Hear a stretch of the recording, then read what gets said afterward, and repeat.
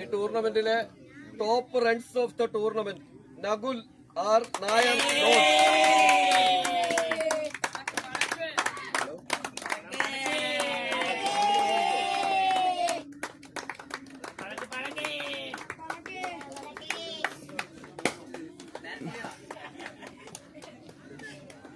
Top wicket of the tournament Drona Punchirimatha.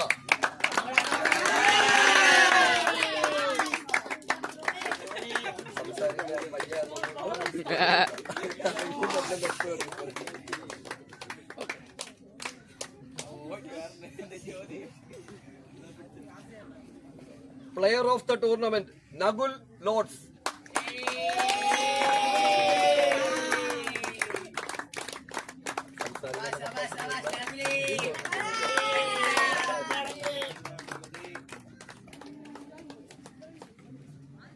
Player of the final Fahan പുഞ്ചിരിമാത.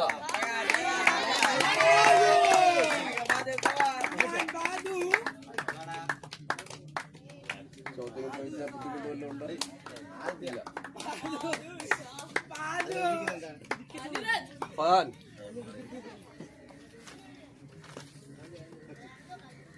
അസാമാന്യ performance കൊണ്ട് എതിർ ടീമിന്റെ പുറത്ത് ആധിപത്യം സ്ഥാപിച്ചു. എന്താണ് ഇന്ന് ഈ സംഭവിച്ചത്? അവന്മാര് ബാറ്റിംഗ് എടുത്തതാണ്. ഇപ്പോ നമ്മള് പ്ലസ് പോയിന്റ്. പിച്ച് വളരെ വെള്ളവും, ശ്രദ്ധിച്ച് കേൾക്കുക, പിച്ച് വളരെ വെള്ളവും പിന്നെ സ്കിഡ് ആവുന്നുണ്ട്. അപ്പോൾ ബാറ്റ് കുറച്ച് കഷ്ടമാണ്. നമ്മൾ നെക്സ്റ്റിൽ കളിച്ചിട്ട് ഇവിടെ കളിക്കുമ്പോൾ അത് കൊഞ്ഞം ഇങ്ങനെ ആയിരിക്കും. അതാണ് നമ്മളെ ഒരു പ്ലസ് പോയിന്റ് കിട്ടിയത്. അത് നാം ഉള്ളിറങ്ങിയപ്പോഴേ അത് വിചാരിച്ചു.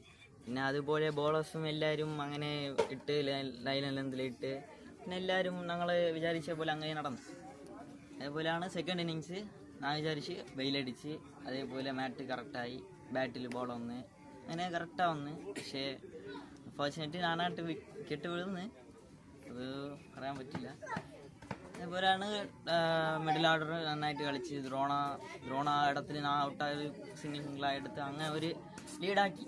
പിന്നെ ലോ ഓർഡർ ഋഷിയും പിന്നെ അമലും അതൊരു നല്ല ഇതാണ്.